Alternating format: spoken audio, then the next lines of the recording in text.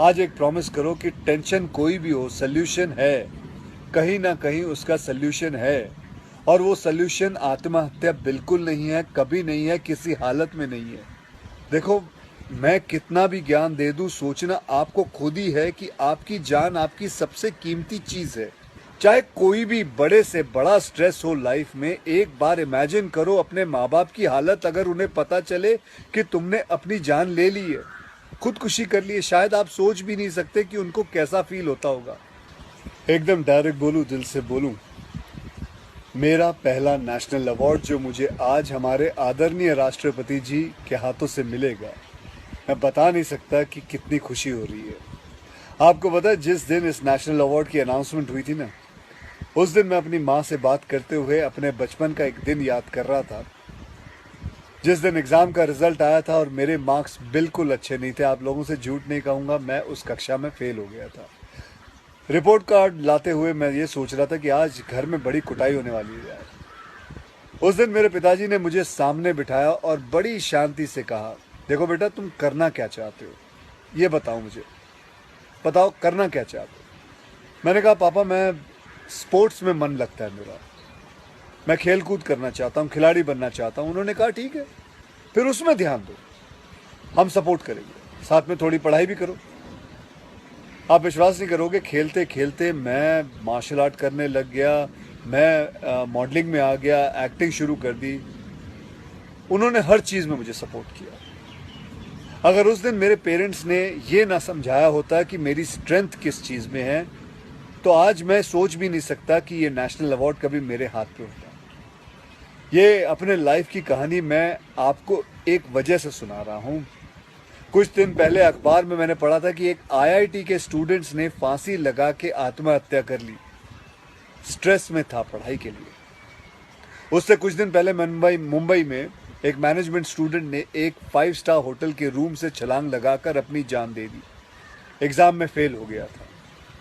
मैं कहीं ये भी पढ़ रहा था कि करीब 8 लाख लोग हर साल वर्ल्ड में अपनी जान खुद ले लेते हैं और उसमें तकरीबन 1.5 लाख लोग सिर्फ हिंदुस्तान से होते हैं।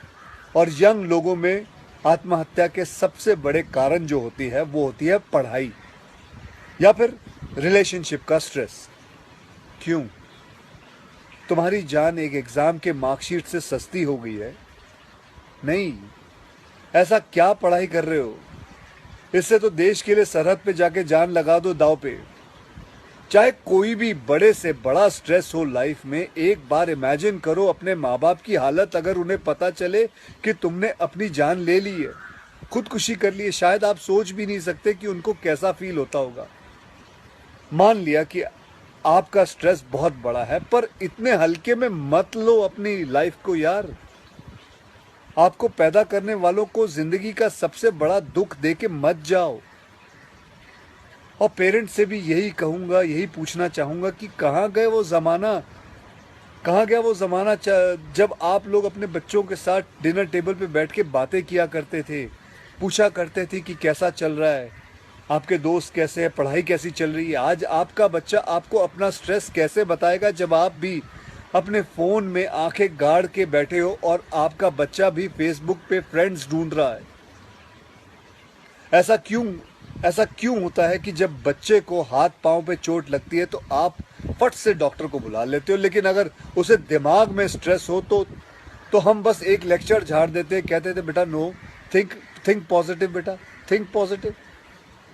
मेंटल हेल्थ के लिए भी डॉक्टर या काउंसलर से हेल्प लेना उतना ही ज़रूरी है जितना और किसी तकलीफ के लिए। इसमें कोई शर्म की बात नहीं है। देखो, मैं कितना भी ज्ञान दे दूं, सोचना आपको खुद ही है कि आपकी जान आपकी सबसे कीमती चीज़ है। कोई स्ट्रेस आए ना तो उसको बोल देना बहुत अच्छा है। अपने अंदर घुलना, उसको अंदर रखना, दबा के रखना बिल्कुल नहीं।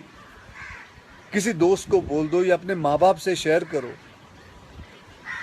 मेरे एक फ्रेंड ने उस दिन व्हाट्सएप पे एक बहुत काम की बात फॉरवर्ड की थी। एक हॉस्पिटल की ओपन हार्ट सर्जरी यूनिट के बाहर एक शेर लिखा हुआ था, मैं आपसे शेयर करना चाहता हूँ। वहाँ लिखा हुआ था कि अगर दिल खोल लेते अपने यारों के साथ तो आज खोलना ना पड़ता औजारों के साथ।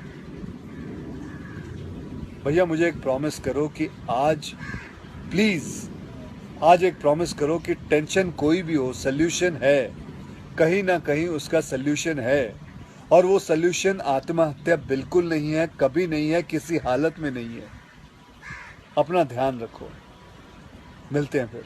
Till then, next time, good bye, जय हिंद।